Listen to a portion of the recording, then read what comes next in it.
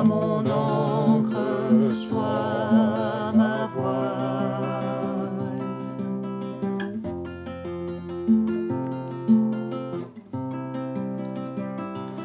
Tu étends mes ailes pour toucher les cieux, protégé par ta main. Ta grâce m'appelle à lever les yeux et suivre ton chemin. Tu m'offres chaque jour ton infaillible amour, toi qui as fixé le cours des étoiles, sois mon encre, sois ma voile.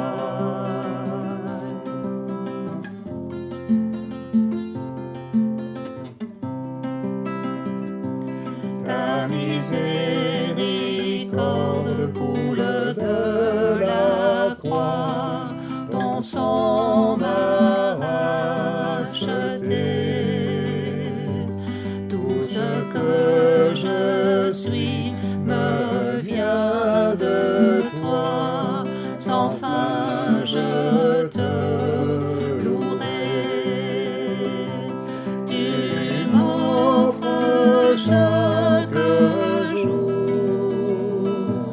ton infaillible amour, toi qui as fixé le cours des étoiles, sois mon encre, sois ma voile. Tu m'offres chaque jour ton infaillible amour, toi qui as fixé le cours des étoiles, sois mon encre, sois ma voile. Êtes-vous disponible? Ça dépend pourquoi. Mais si le Seigneur nous demande de faire quelque chose, est-ce que nous sommes disponibles? Avons-nous le temps d'écouter le Seigneur et de dire, Seigneur, comme tu veux, je vais me rendre disponible. Je vais m'arranger pour avoir du temps pour toi. Nous vivons dans un monde où tout va vite. Vous pouvez remarquer, on n'a jamais eu tant de moyens techniques modernes pour que les choses aillent facilement, qu'on n'a plus le temps, avoir le temps pour s'arrêter et d'écouter Dieu. Êtes-vous, dans votre nature, généralement volontaire pour être disponible? Ou sommes-nous de ceux qui n'avons jamais le temps? Ça peut être le 1er janvier ou le 31 décembre, on n'a pas le temps, on est submergé de choses. Au 8e siècle avant Jésus-Christ, le prophète Ésaïe a eu une vision. Et dans cette vision, il dit, je vis le Seigneur assis sur un trône très élevé.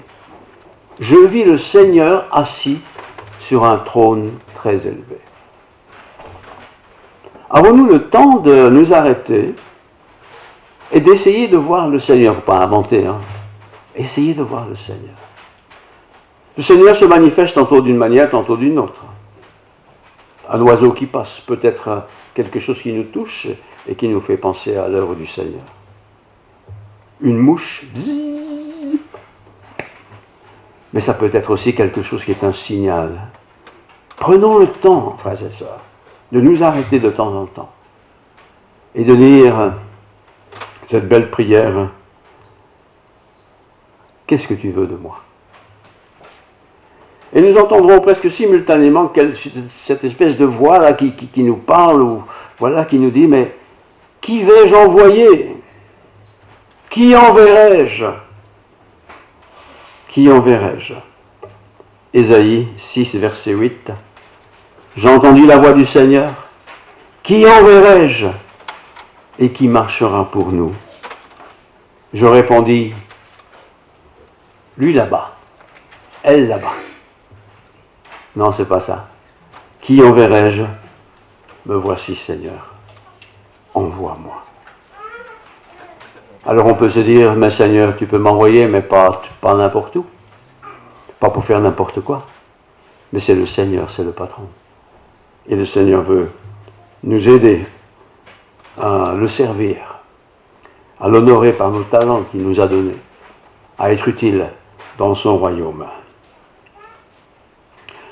Dans la vie sociale, dans la vie culturelle que nous connaissons tous, eh bien, il existe bien sûr toutes sortes d'organisations qui ont besoin de personnel, qui s'engagent, qui soient disponibles.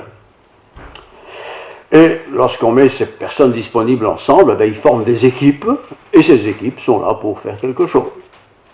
Je pense par exemple aux pompiers. Ah, les pompiers.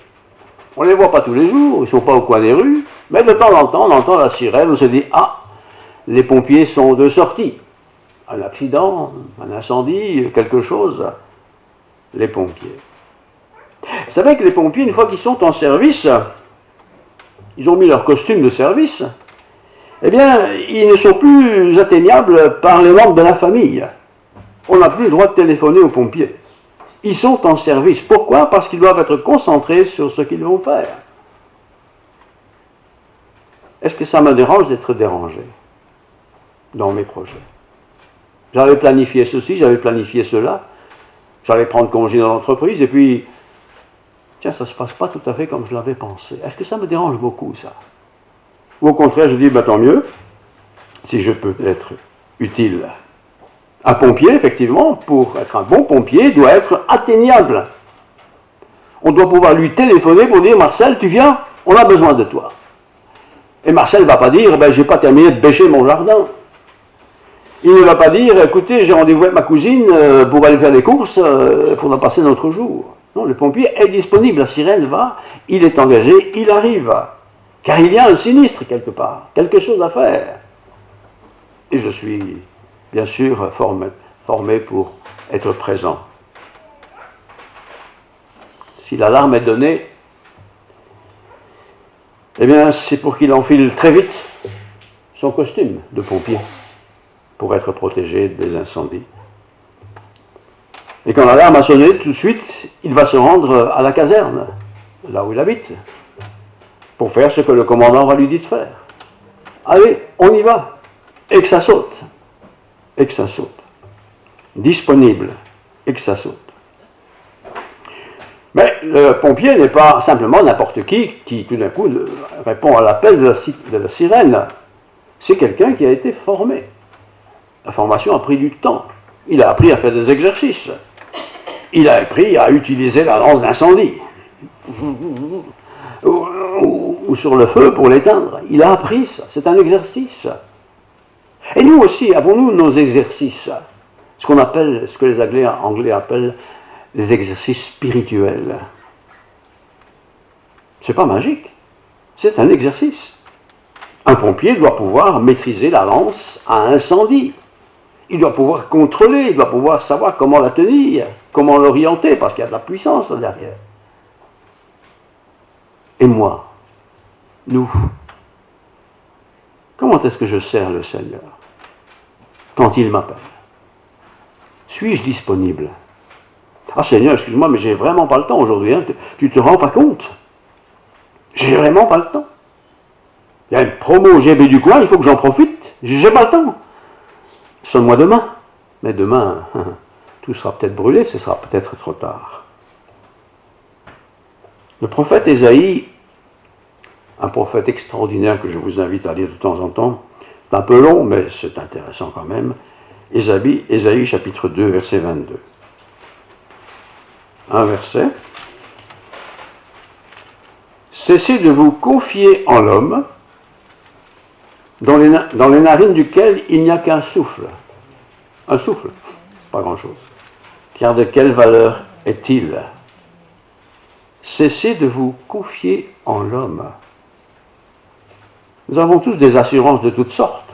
assurance incendie, assurance ceci, assurance cela, parce qu'on se dit, si un jour il y a une catastrophe, l'assurance interviendra. Mais quand le Seigneur me demande de venir, qu'il m'appelle, est-ce que je réponds à cet appel? Et est-ce que je réponds à cet appel avec bienveillance et rapidité et efficacité? Ésaïe 2, verset 22 encore. Cessez de vous confier en l'homme, dans les narines duquel il n'y a qu'un souffle, car de quelle valeur est-il? Qu'est-ce que nous ne sommes pas prêts à faire pour répondre à l'homme, à la femme, enfin à ceux que nous aimons en particulier, pour répondre à leurs besoins, à leur satisfaction? Est-ce que je suis disponible pour Dieu? Dieu n'a pas fait un agenda le 1er janvier, le 8 février, le 17 mars, le 22 mai, j'ai besoin de toi, non? Mais sois disponible. L'incendie, on ne sait pas s'il aura lieu demain, ou après-demain, ou dans 6 mois, on ne sait même pas s'il y en aura un. Mais s'il y en a un, la sirène fonctionne, et tu dois venir, quoi que tu fasses. C'est ton métier. Tu es involontaire. On a besoin de toi. Le commandant, celui qui dirige la caserne des pompiers, eh bien, donne ses directives. Voilà, il y a un incendie là-bas. C'est à l'endroit. Toi, tu prends le camion A, toi, tu prends le camion B, toi, tu prends le camion C. Toi, tu l'accompagnes, toi, tu l'accompagnes. Et pendant ce temps, vous vous préparez, vous êtes habillé en conséquence pour éteindre ce feu dont on ne connaît pas toujours les proportions. Est-ce que je suis disponible pour servir le Seigneur? Alors, il y a des super commandants. Et ce que je vous raconte maintenant, c'est une histoire vraie qui m'est arrivée. Un jour, je suis allé à la caserne des pompiers, il y a déjà quelques années, pour qu'ils me renseignent un peu sur les sécurités qu'il faut pour des lieux de culte. Et comme j'arrive, voilà que le commandant était en train d'expliquer aux soldats du feu ce qu'ils devaient faire pour un incendie qui avait commencé. Ça, je ne savais pas, j'ai entendu simplement le commandant parler.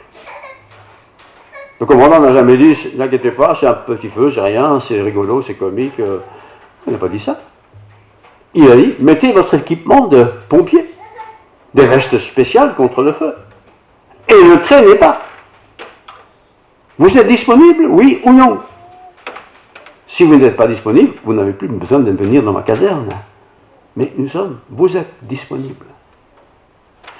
Quand Dieu nous demande d'être disponible, il ne prévient pas 6 mois à l'avance, c'est comme l'incendie, on ne sait pas s'il y en aura un ou pas. Mais quand il y a un incendie, il faut que tu sois disponible, quoi que tu fasses. Même si tu es au travail, même si tu es en vacances, tu dois être disponible. Car tu t'es engagé pour cela. Tu n'es pas bien payé, tu n'es peut-être même pas payé du tout, mais tu es engagé. Alors tu dois être disponible. Bien des gens, parmi les chrétiens, je dis bien parmi les chrétiens, sont un peu comme ces feuilletons, enfin c'est des feuilletons, pas des feuilletons, c'est ces émissions de TikTok, vous savez, on a les solutions pour tout. On raconte tout, on essaie de vous séduire, de nous séduire. Et parfois c'est marrant, paraît-il, je ne sais pas, je vais regarder. Enfin j'imagine TikTok, ça ne doit pas être top. Est-ce que nous sommes des chrétiens TikTok? Aujourd'hui, ouais, je vais y aller à l'église. Je ne suis pas trop mauvais, je suis un peu mauvais, enfin je suis un peu en forme, pas en forme. Oh, allez, je vais y aller. Puis tu arrives à l'église, la porte est fermée, forcément il n'y a pas d'incendie, il n'y a pas de raison que la porte soit ouverte. Nous sommes comme ça souvent. On veut bien que Dieu nous demande ceci et cela, mais pas tout le temps quand même. Quand ça m'arrange, quand ça me convient, quand j'ai envie, quoi. Et quand on a envie, on fait des choses formidables. Mais quand on n'a pas envie, qu'est-ce qu'on peut être lent? Vous imaginez des pompiers, on est tous pompiers ce matin, on est invité pour éteindre, je sais pas, la caserne des pompiers, justement, on arrive et on se dit, ça brûle bien, on va laisser brûler. Il y a bien quelqu'un qui éteindra, ou bien, pas la peine de se casser la tête, de toute façon c'est foutu, on rentre tous chez soi. Non. On est pompier, on va prendre ce qu'il faut, la caserne, met à ma disposition des tuyaux, c'est un peu lourd, c'est difficile à manœuvrer, mais je les manœuvre parce que j'ai appris à les manœuvrer. C'est comme les chrétiens. On apprend à servir Dieu.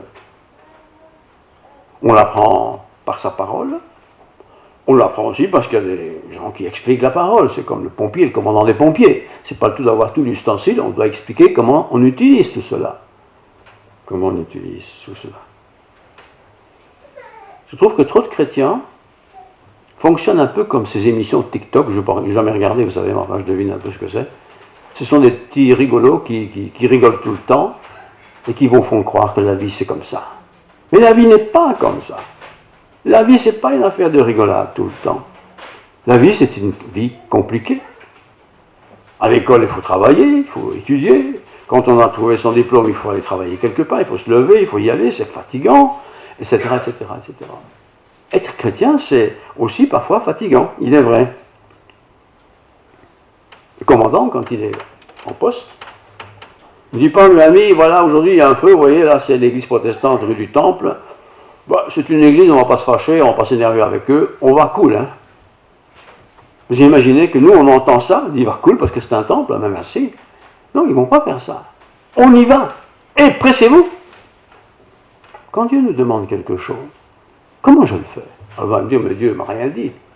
Bien, ouvre la Bible et lis là, tu verras qu'il te dit toujours quelque chose. Il me parle, Dieu. Il vous parle. Tantôt d'une manière, tantôt d'une autre, qu'importe. Il vous parle. Est-ce que je suis disponible pour faire ce qu'il me demande aujourd'hui? Ah non, je ne suis pas disponible, Seigneur. Tu sais, non, j'ai trop de soucis, je ne saurais pas. C'est pas possible. J'ai des travaux d'examen à remettre à l'école, je ne saurais pas. Mais pendant ce temps-là, la maison elle brûle. Hein. Et si tous les pompiers font la même chose en même temps, pauvre commandant, quoi, comment va-t-il faire pour s'en sortir? Être disponible pour Dieu. Dieu ne va pas nous rendre esclaves. Hein. On a droit à ces jours de congé. Les pompiers aussi. On a droit à ces jours de repos, bien sûr. Mais être disponible. Parce qu'il y a un besoin. Et Dieu a besoin de chacun de nous. Le commandant est commandant. Il est capable de faire tout ce qu'il faut faire, mais il ne peut pas tout le faire tout seul non plus. Il a besoin de collaborateurs. C'est comme dans une église. Il y a les professionnels, entre guillemets, et puis il y a tous les autres, les amateurs. Mais nous sommes tous des amateurs. Donc, on doit tous faire un petit effort pour faire ce que le Seigneur demande. Il ne s'agit pas d'inventer ici. Mais qu'est-ce que le Seigneur me demande aujourd'hui? Évidemment, s'il y a 15 incendies en même temps, ça devient compliqué. 15 problèmes en même temps, dans l'église par exemple, ça devient compliqué. On va devoir travailler un peu plus, quoi. Mais ça arrive, ça ne reste pas. Mais je suis disponible. Commandant, où je vais? Là-bas, là-bas, là-bas? Toi tu vas là-bas, toi tu vas là-bas, toi tu vas là-bas. Et on y va, on ne discute pas. Vous savez, il y a des gens qui lisent la Bible comme moi, hein, mais qui discutent toujours avec Dieu. Oh non, le Seigneur n'exagère pas, pas à ça quand même. Ça, ce serait bien pour avoir toujours quelqu'un en vue comme ça. Mais non, c'est toi que je veux. Parce que toi, tu es formé, tu es capable. J'ai besoin de toi, comme chez le corps des pompiers. C'est ainsi. Nous connaissons tous, en tant que pompiers, les consignes. Il y a des règles. Et en tant que chrétiens, nous connaissons aussi les consignes principales. Tu ne mentiras pas, tu ne voleras pas, tu n'iras pas de faux témoignages. Tout cela fait partie de nos qualités de disciples de Jésus-Christ. Parce que si je suis un menteur, c'est un peu comme le pompier qui dit à son commandant, je ne peux pas venir, il y a une catastrophe chez moi. Une catastrophe, c'est qu'il y a un petit robinet qui fuit. Mais non, mais il y a une catastrophe, il y a un feu à éteindre. J'ai besoin de toi. Tu as entendu la sirène. Alors viens. Participe. Sommes-nous disponibles? Je répète encore une fois. Une bonne formation est pourtant nécessaire pour qu'un pompier soit bien efficace. Et le premier jour, il n'est pas forcément bien efficace. Il a écouté la théorie, mais il faut mettre en pratique, c'est un peu plus compliqué. Mais le chrétien aussi. On écoute maintenant, voilà, vous écoutez, c'est bien. Vous dites, ben, c'est bien ce qu'il a dit. Mais il faut le mettre en pratique. Et le mettre en pratique, c'est de l'exercice. Parce que le péché, vous savez, il va se marquer un jour dans ma vie. Hein. Je serai confronté au péché. Et je ne pense pas ici en particulier à la petite mauvaise idée qu'on a eue un peu, quoi qu'il ne faut pas en avoir. Mais parfois des grandes tentations. L'incendie est grand, moi je ne vais pas aller à cet incendie, c'est trop grand, c'est trop dangereux.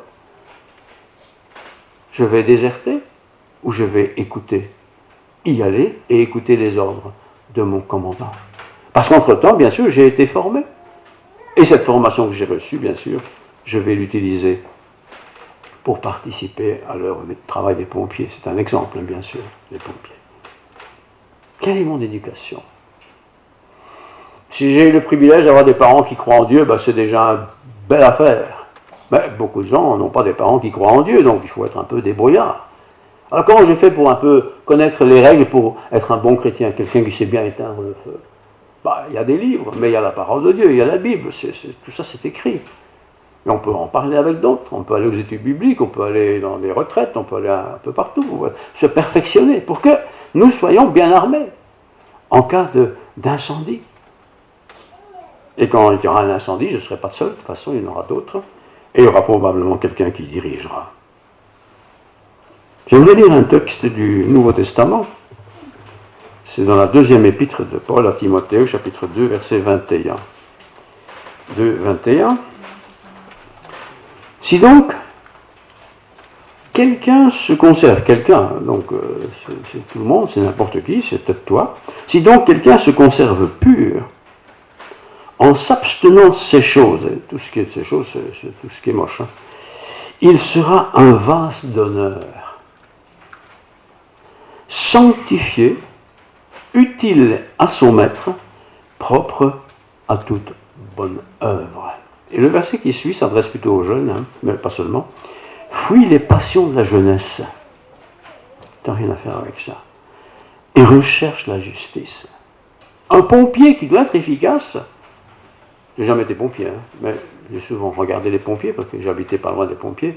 Et quand ils passent dans la rue, je sors et je vois ce qui se passe, même s'ils passent très vite. Les pompiers ont besoin d'être formés tout le temps. Et ils ont régulièrement des formations qu'ils ont déjà faites, mais qui répètent. Et peut-être des nouvelles techniques qu'ils doivent apprendre aussi. C'est comme le chrétien, quoi. On a besoin de formation. Alors certains diront, ben moi je lis la Bible, je suis formé comme ça. Ben oui, d'accord, mais être formé théoriquement c'est une chose, mais activement c'est une autre paire de choses. Vous lisez un livre sur comment éteindre un incendie, tout le monde sait lire, mais quand le feu est là et qu'il est énorme, comment on fait? Eh ben, si on n'a pas fait d'exercice, on aura beaucoup de soucis.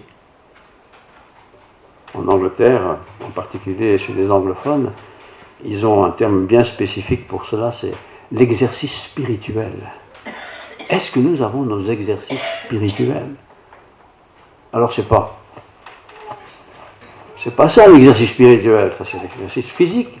Mais l'exercice spirituel, c'est la prière. Je ne m'exerce pas pour être un super prieur, mais en priant régulièrement, j'apprends à prier. J'apprends à ne pas simplement répéter toujours les mêmes choses. Vous voyez? J'apprends à prier. La Bible, je ne vais pas toujours lire l'évangile de Matthieu, chapitre 17, je connais par cœur maintenant. Il y a toute la Bible. Il y a des livres compliqués, il y a des techniques compliquées aussi pour être pompier. Il y a des nouveautés aussi. La manipulation des choses. La parole de Dieu. Qu'est-ce qu'elle me dit? Quelles sont les consignes qu'elle m'apporte pour aujourd'hui, quand je la lis? Et elle a toujours quelque chose à me dire. Pas forcément, pas sympathique. Souvent c'est sympathique. C'est un encouragement, c'est bien, tu as bien fait. Excellent exercice. Mais le problème, c'est que je ne suis pas souvent disponible. Et nous sommes aujourd'hui moins disponibles qu'avant, alors qu'on a plus de temps aujourd'hui à ne rien faire qu'autrefois. On ne prend plus le temps de perfectionner son métier de chrétien. On ne prend plus le temps de lire la parole, de la partager, d'en parler, simplement. Un pompier rencontre un autre pompier, qu'est-ce qu'il parle? Des histoires de pompiers, là. Eh bien, les chrétiens aussi devraient, quand ils se rencontrent, parler de l'histoire des chrétiens. On va quand même pas parler de la culture des abeilles, je pense à quelqu'un en particulier. On va pas parler tout le temps des voitures qui pour les faire ronronner un peu mieux. Non, c'est pas notre truc tout ça. Même si vous le faites, c'est très bien. Mais c'est être chrétien. Comment être un meilleur chrétien? Le prophète Ésaïe, encore au chapitre 2, 22, a une très belle expression que je vous partage. Donc Ésaïe 2, 22. Cessez de vous confier en l'homme, dans les narines duquel il n'y a qu'un souffle. car de quelle valeur est-il? Nous passons tellement de temps devant des souffles qui n'ont aucune valeur. Allez, sincèrement, combien de temps passons-nous devant notre smartphone? Et quand j'ai passé tout ce temps avec mon smartphone, qu'est-ce que j'ai appris? Et si je dis, tiens, je vais prendre un peu de ce temps, 5 minutes, 10 minutes, pour lire un passage de la Bible, même avec mon smartphone, parce qu'on peut lire la Bible sur le smartphone. Et là, il va nous renvoyer vers un commentaire. On va lire le commentaire. Et le commentaire va peut-être nous entraîner encore dans d'autres choses. Voyez? On a besoin, en tant que chrétien, d'être formé. Et c'est pas seulement le dimanche matin ou une fois à l'occasion. C'est tout le temps. D'ailleurs, si ce n'était pas vrai, on ne passerait pas tout le temps devant son smartphone, non? Parce qu'après tout, il répète souvent la même chose. On va souvent voir les mêmes choses. Et ça s'incruste en nous. Ça pénètre en nous. Pour que l'incendie, si nous sommes pompiers, soit automatique. Je décroche la pompe, je sais que je dois visser comme ça, comme ça. Je le sais, je le fais, c'est automatique. Voilà. Super commandant, c'est le Seigneur. Et le Seigneur nous a engagés dans son entreprise. Pas une entreprise de pompiers, mais une entreprise qui apporte une bonne nouvelle. La bonne nouvelle du salut. Mais cette bonne nouvelle du salut, pour qu'elle soit reçue par l'un ou l'autre, il faut d'abord montrer qu'il y a un grand danger, un grand incendie qui fonctionne, un grand péché qui est dans la vie des hommes, quoi. Et pour que ce péché disparaisse, il faut quelque part une lance d'incendie très forte. Et cette lance d'incendie, c'est le Seigneur Jésus, qui a donné sa vie pour nous. Ésaïe dit, chapitre 6, verset 8, « J'entendis la voix du Seigneur, qui enverrai-je? Et qui marchera pour nous? Je répondis, pas moi, Seigneur. Prends quelqu'un d'autre. » Est-ce que c'est ça qui est écrit? Mais, me voici, envoie-moi. C'est pas moi qui dis, moi je vais là ou là. Envoie-moi, où tu veux. Je suis disponible.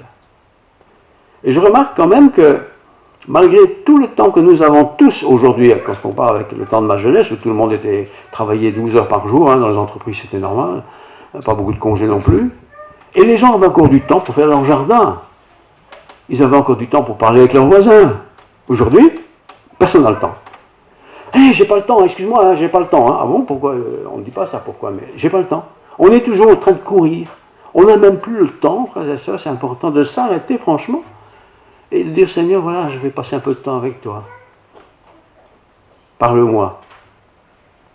Dis-moi un peu ce que j'ai besoin de savoir. Ce que j'ai besoin de savoir pour maintenant. Et aussi, Seigneur, tu m'as qualifié de ceci ou de cela. Si je suis qualifié, je voudrais bien l'utiliser, cette qualification. Qu'est-ce que je peux faire? Est-ce que nous posons encore cette journée-là en tant que chrétiens? Qu'est-ce que je peux faire, Seigneur? Alors certains disent, moi, si je ne suis pas le chauffeur du camion, je ne veux plus être pompier. On ne peut pas tous être chauffeur de camion non plus. Et puis, il y a ceux qui s'occupent des lances, il y en a qui s'occupent des robinets, il y en a qui s'occupent de l'enroulement de la lance. Chacun son travail, son domaine, dans le service de Dieu aussi. Est-ce que je suis disponible? Et c'est la question importante pour aujourd'hui. Est-ce que je suis disponible? Et objectivement, si on veut, on pourrait toujours trouver un bel argument pour ne pas être disponible. Parce que la vie est compliquée, il y a beaucoup de choses à faire. Et quand on est étudiant, par exemple, il y a toujours un tas de devoirs. Mais comme par hasard, c'est toujours le jour où le Seigneur a besoin de moi que je fais mes devoirs. Donc j'ai pas le temps, Seigneur, excuse-moi. Tu comprends? Tu me comprends, Seigneur? Sinon, je vais peut-être rater mon examen demain. Pardon, excuse-moi. Voilà. Et pourtant, le Seigneur, il dit, je t'engage. Fais ce que je te demande et je te bénirai. Tu auras la bonne question, que tu connais bien. Tu auras facile à répondre. Vous voyez, c'est un peu ça, quoi. Ouais, enfin, fait comme ça, je comprends qu'elle a raison. C'est pas forcément vrai. Mais si, c'est quand même à peu près vrai. Prendre le temps pour être disponible. Je suis quand même heureux que vous soyez là, parce que sinon, j'aurais dû prêcher un autre sujet. Mais je dois être disponible quand même. Chacun doit l'être. Alors, la disponibilité, c'est pas 24 heures sur 24 non plus. c'est quand ta sirène sonne. Ah, faut y aller, on y va, on laisse tomber ce qu'on fait et on sert le Seigneur. C'est un peu comme voilà, vous parlez avec quelqu'un, chose et d'autre, et puis vous parlez de religion, et puis en fin de compte, vous parlez un peu de votre foi. Et là, quelqu'un a quelque chose dans le cœur, dit bon, arrête les frères, il est là, tu dois aller à l'école ou tu dois faire ce. Voilà. Non, je suis disponible. C'est maintenant qu'il y a l'incendie. C'est maintenant qu'il faut éteindre les traits enflammés de Satan qui veulent éteindre le peu de foi que la personne a ou qu'elle voudrait avoir. Oui, être disponible. Je termine. Êtes-vous disponible? Prions. Seigneur, tu as été disponible pour aller jusqu'à la croix, toi le Fils de Dieu. Et pendant ton séjour sur cette terre, tu n'as pas perdu ton temps à des futilités. Tu t'es reposé aussi, bien sûr. Tu as pris du temps pour parler. Tu as fait des miracles. Tu as donné des discours. Tu t'es occupé de personnes en particulier, mais aussi à des foules. Enfin bref, Seigneur, tu as été actif tout au long de ta vie. Et tu as accompli ce que le Seigneur voulait que tu accomplisses. Tu étais disponible. Merci, Seigneur. Et pour nous-mêmes, Seigneur, et moi en particulier, nous voulons te demander de nous aider à être disponibles. D'abord, écouter s'il y a une sirène qui sonne, être attentif aux besoins de l'un et de l'autre, être prompt à répondre à des questions de l'un et l'autre, être prompt aussi à étudier soi-même pour avoir une bonne formation, pour être utile dans ta moisson. Il y a autour de nous bien des gens qui sont en recherche de quelque chose d'autre que ce qu'ils connaissent. Difficile de l'avouer, mais pourtant ils recherchent. Alors si nous tombons sur cette personne, ou si elle nous rencontre, que nous ayons quelque chose à partager, à communiquer, quelque chose qui fasse du bien. Je te prie de nous bénir tous, au nom de Jésus. Amen.